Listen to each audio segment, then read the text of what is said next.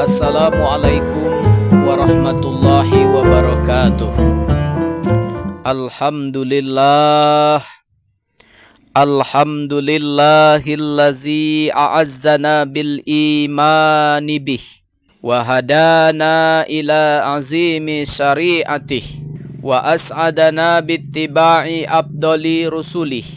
Ashhadu an la ilaha illallah wahdahu la syarikalah wa rububiyyatihi wa asma'ihi wa sifatih wa ashhadu anna Muhammadan abduhu wa rasuluh. Allahumma salli wa sallim wa barik ala sayyidina Muhammad wa ala alihi wa sahbihi ajma'in. Wa ba'du faya ayyuhan nas ittaqullaha haqqa tuqatih wa la tamutunna illa wa antum muslimun. A'udzu billahi minasy syaithanir rajim. Bismillahirrahmanirrahim. Ya ayyuhallazina amanu taqullaha haqqa tuqatih wa la tamutunna illa wa antum muslimun. Syukur alhamdulillah, kita panjatkan kehadirat Allah Subhanahu wa ta'ala. Kemudian tidak lupa kita kirimkan salawat dan salam kepada Nabi Allah. Allahumma salli ala sayyidina Muhammad wa ala ali sayyidina Muhammad. Selaku khatib, saya mengajak kepada diri saya sendiri dan juga kepada seluruh jamaah sekalian. Marilah kita meningkatkan ketakwaan kepada Allah Subhanahu wa ta'ala. Hadirin jamaah salat Jumat yang dirahmati oleh Allah Subhanahu wa ta'ala. Sebagaimana kita maklumi bersama, baru saja kita selesai dalam pemilu. Mulai dari pimpinan negara sampai kepada seluruh calon legislatif. Bersyukur bagi yang berhasil dan dapat mengumpulkan suara yang banyak, dan bersabar bagi yang gagal. Pada khutbah kali ini, izinkanlah saya menyampaikan khutbah yang berjudul kekalahan dalam kompetisi bukanlah akhir dari segalanya. Hadirin jamaah salat Jumat yang dirahmati oleh Allah Subhanahu wa ta'ala. Ibarat sebuah kata, kegagalan adalah kesuksesan yang tertunda.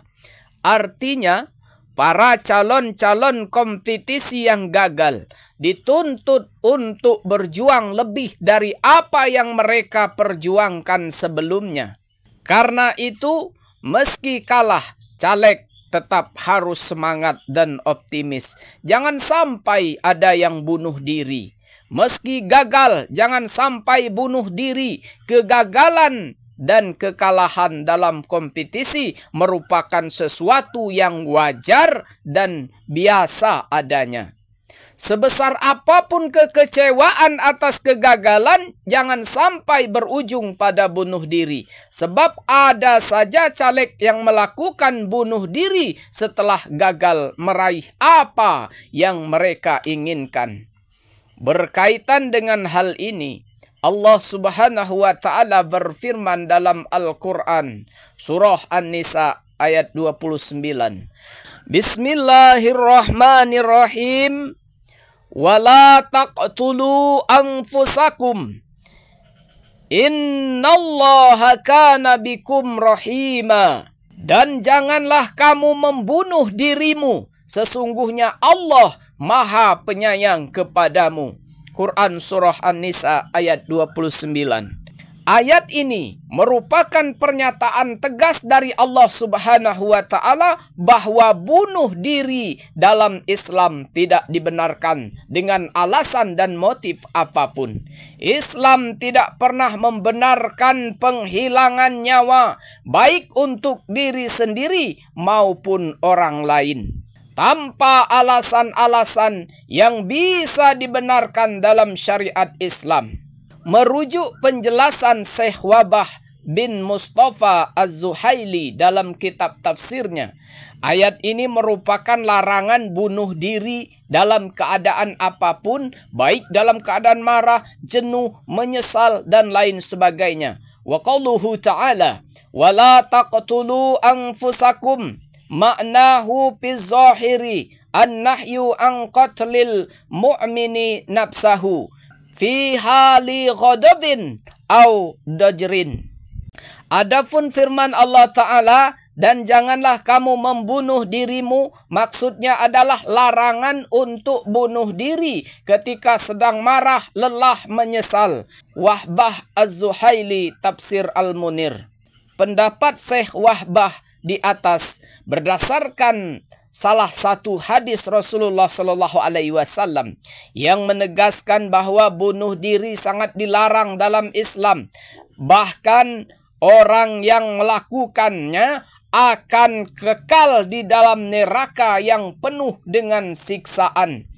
Dalam satu hadis yang diriwayatkan oleh Abu Hurairah radhiyallahu anhu, Nabi sallallahu alaihi wasallam bersabda, "Man qatala nafsahu bihadidatin fahadidatuhu fi yadihi yaj'a biha batnahu yahwi fi nari jahannama khalidan mukhalladan fiha abadan wa man taradda min jabalin muta'ammidan faqatala nafsahu fahuwa mutaraddim fi nari jahannama khalidan mukhalladan fiha abada." Siapa saja bunuh diri dengan menusuk dirinya dengan besi, maka besi itu akan ada di tangannya. Dengannya ia akan menghujamkan ke perutnya di neraka jahanam.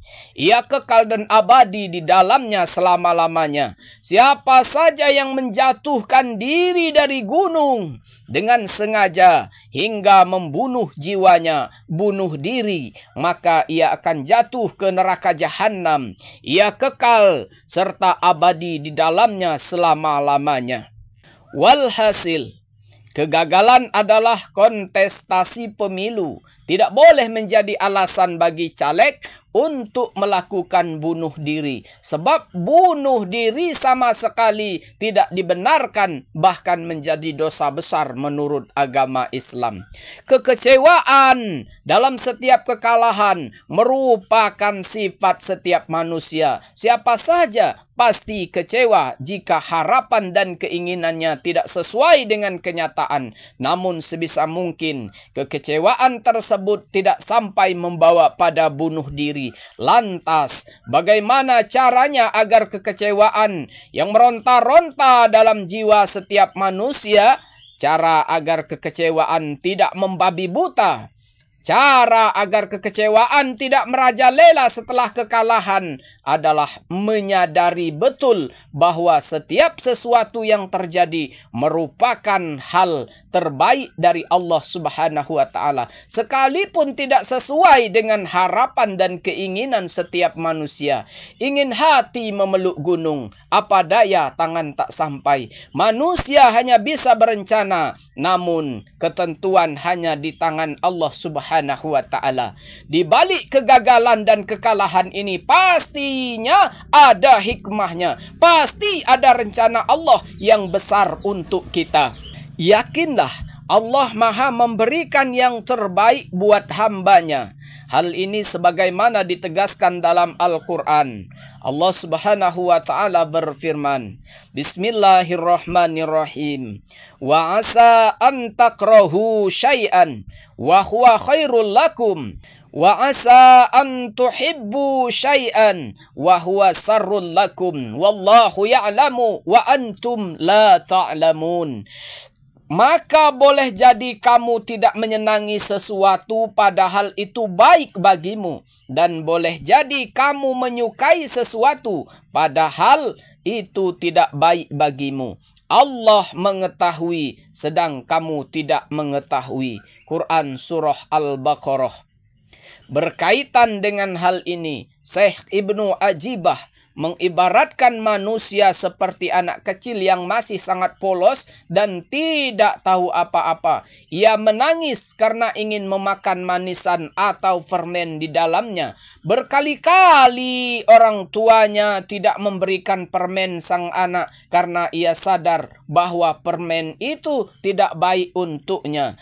Fakullama batasa sabi lizalika ta'am raddahu abuhu fasabi yabki alaihi li'adami ilmihi wa abuhu yarudduhu bil qahri liwujudi ilmihi. Maka ketika si anak mengambil makanan yang di dalamnya terdapat racun, sang ayah menolaknya. Anaknya menangis karena tidak tahu di dalamnya terdapat racun. Sedangkan ayahnya menolaknya dengan paksa karena ia tahu ada apa di dalamnya. Ibnu Ajibah, Iqadul Himan, Syarah Matnul Hikam. Begitulah gambaran hubungan manusia dengan Allah dalam konsep pemberian. Bisa jadi dalam hal yang diinginkan oleh manusia ada bahaya luar biasa yang tidak diketahuinya. Karenanya Allah tidak memberikan keinginan tersebut untuk menjaganya agar tidak terjerumus bahaya yang tidak diketahuinya. Demikian juga bagi para caleg, jika harapan untuk menjadi DPR, DPRD, dan DPD belum juga terlaksana, bisa jadi sebenarnya andaikan menjadi tidak gagal ya, justru jabatan itu akan menjadi keburukan baginya. Karena itu kegagalan dalam kontestasi semestinya justru bisa dijadikan sebagai motivasi besar untuk terus bersemangat dalam meningkatkan pengabdian bagi bangsa dan negara. Demikianlah khutbah yang dapat saya sampaikan. Barakallahu li wa lakum fil Qur'anil azim. Wa nafa'ani wa iyyakum bima fihi minal ayati wa zikril hakim. Wa taqabbalallahu minni wa minkum tilawatahu. Innahu huwas sami'ul alim.